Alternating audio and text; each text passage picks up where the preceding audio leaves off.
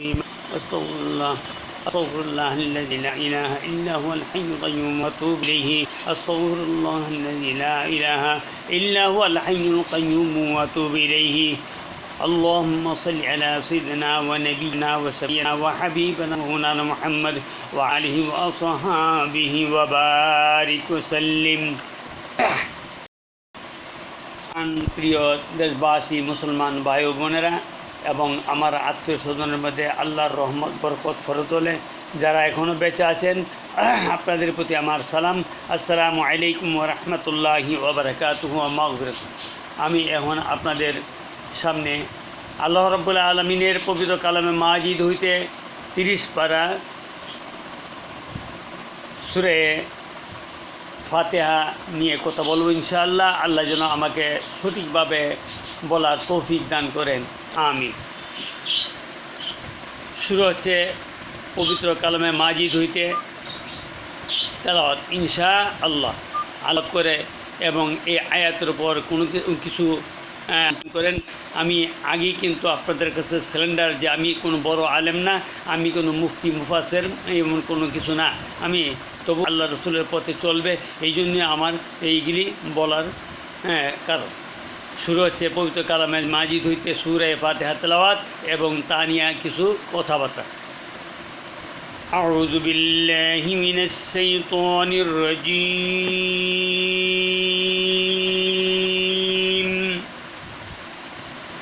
বিসমিল্লাহির রহমানির রহিম।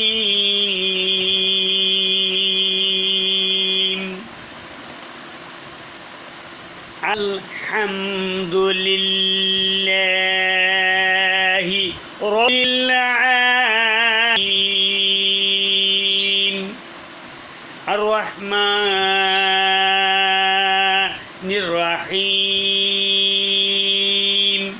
মালিকি ইয়াউমিদ্দিন ইয়্যাকা না'বুদু ওয়া ইয়্যাকা নাস্তাঈন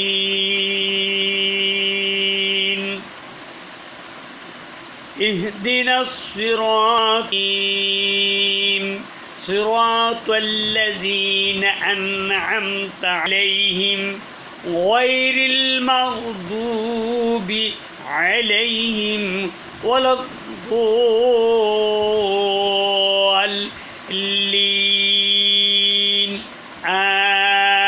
আল্লাহুল মাওলানাল আযীম ওয়া সাদাকা রাসূলুহুন নাবিয়্যুল কারীম ওয়া নাহনু আলা যালিকা মিনাশ শাহিদিনা ওয়া মিনাশ শাকিরিন।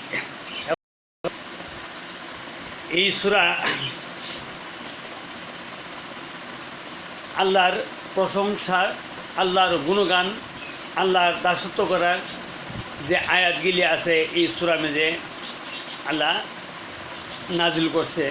আমরা কোন পথে চললে আমরা আল্লাহকে পাবো, আখিরাতে আমাদের শান্তি হবে, যখন কোনো বিপদ আপদে পড়ি তাহলে আল্লাহ এই ধরনের শিক্ষামূলক কতগুলি কথা আছে। এই সূরা হলো, এই সূরাটা হলো সূরাতুল ফাতিহা। এই সূরাটা মক্কা অবতীর্ণ। এর মধ্যে আয়াত আছে 60টা, বাক্য আছে 25টা, অক্ষর আছে 126টা। তবে এটা আমরা অনেকেই কিন্তু যারা লেখাপড়া করে নাই তারা কিন্তু অনেকেই বলতে পারে না এই সূরাটার নাম যে সূরা ফাতিহা। তারা অনেকে বলে আলহামদু সূরা, আলহামদু সূরা।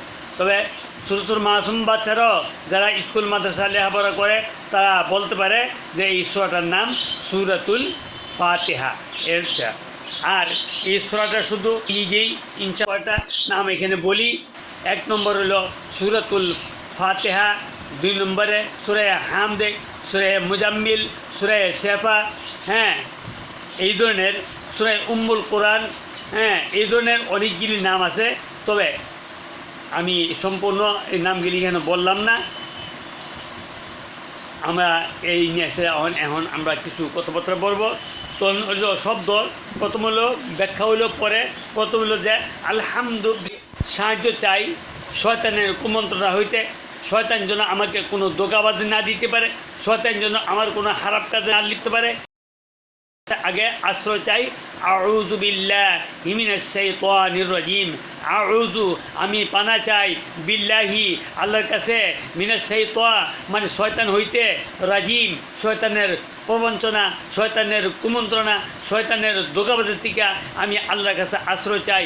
আল্লাহর কাছে আশ্রয় ছাড়া শয়তান থেকে বাঁচার মতন কোনো ক্ষমতা কারো নাই।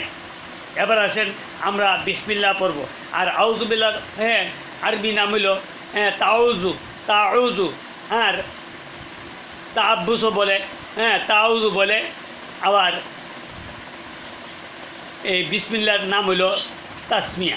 তো আমরা তো সবাই তাআব্বুস আর তাসমিয়া বুঝি না, তবে আমরা এখন এই জানতে পারলাম যে আলহামদুলিল্লাহ সূরার নাম হইল তাআব্বুস, আর আউযু বিল্লাহর নাম হইল তাআব্বুস, আর বিসমিল্লাহর নাম হইল তাসমিয়া। এখন আসেন তাহলে বিসমিল্লাহ যখন আমরা পড়ব তখন আমরা পরম করুণাময় আল্লাহ রাব্বুল আলামিনের নামে আমি আরম্ভ করছি, যিনি অত্যন্ত দয়ালু এবং মেহেরবান। এবার আসেন আলহামদুলিল্লাহি রাব্বিল আলামিন, সমস্ত প্রশংসা আল্লাহ পাকের জন্য, যিনি বিশ্বজগতের প্রতিপালক। 2 নম্বর হইল আর রহমানির রহিম, যিনি পরম করুণাময় এবং অতি দয়ালু।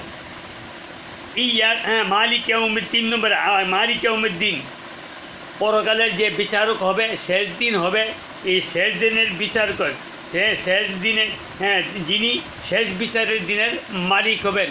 ওই দিন আর কোনো দাসত্ব, আর কোনো রাজত্ব থাকবে না, কারো বাদশাহী থাকবে না, কারো রাজত্ব থাকবে না। ওই দিন কেউ মাতাব্বরি করতে পারবে না, একমাত্র ওই দিনটা আল্লাহ রাব্বুল আলামিনের জন্য। এরপরে ইয়াকা না'বুদু ওয়া ইয়াকা নাস্তাঈন, আমরা একমাত্র আল্লাহর দাসত্ব করি, আল্লাহর গোলামি করি এবং আল্লাহর কাছে আমরা সাহায্য চাই। এরপরে ইহদিনাস সিরাতাল মুস্তাকিম, হে রাব্বুল আলামিন, তুমি আমাদেরকে যে পথে চললে তুমি আমাদের প্রতি রাজি খুশি থাকবা, তোমার নবী আমাদের প্রতি রাজি খুশি থাকবো, তুমি আমাদেরকে ওই পথে চালিত করো। আমরা আমাদেরকে ইহদিনাস সিরাতাল মুস্তাকিম, সোজা সরল রাস্তা, যেই রাস্তা গেলে, যে রাস্তা চললে, যেই রাস্তা ইমানের রেখে নেক আমল করলে আমরা পরকালে শান্তি পাবো, আমরা পরকালে গিয়া নাজাত পাবো, মুক্তি পাবো, ওই রাস্তা আমরা চলতে চাই। এরপরে সিরাতাল্লাযীনা আনআমতা আলাইহিম, তাদের পথে যারা এই জগতে ভালো কাজ কইরা, নেক কাজ কইরা আর ইমান রাখিয়া নেক আমল করেছে, যারা আল্লাহকে রাজি খুশি করতে পারছে, আল্লাহর নৈকট্য হাসিল করতে পারছে, আল্লাহও তাদের প্রতি সন্তুষ্ট হয়ে গেছে এবং সন্তুষ্ট হইয়া যাদের প্রতি রহমত নাজিল করছে, আমরা তাদের পথে চলতে চাই।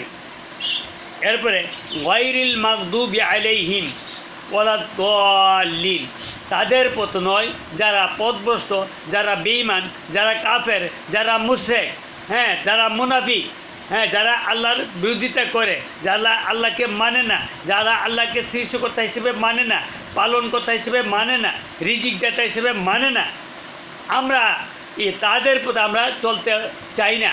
এবং যারা আল্লাহর অভিশপ্ত, যারা আল্লাহর গুমরাহির পথে চলে, যাদের প্রতি আল্লাহ অসন্তুষ্ট, যাদের প্রতি আল্লাহ রাগান্বিত, যাদের প্রতি আল্লাহ যাদেরকে পরকালে ইহজগতের পরকালে গিয়ে সেরা শাস্তির ব্যবস্থা আছে, জাহান্নাম দিবে, তাদের পথে আমরা বলতে চাই না। তো এখানে অনেকগুলি দোয়া আছে, এই দোয়াটার পরে পরে এই সূরার পরে পরে আমিন বলতে হয়। অনেকে আমিন বলে, আমিন আমিন না, আমিন। তাহলে এখানে যে আমরা দোয়া করলাম, এই দোয়াটি আল্লাহ তুমি রাব্বুল আলামিন, তুমি শুনছো, তুমি দেখছো, তুমি বুঝছো, তুমি জানছো, তাহলে আল্লাহ তুমি আমার এই দোয়াগুলি তুমি কবুল করো। এই জন্য আমরা আমিন বলি। আমিন কিন্তু এই সূরার অংশ না।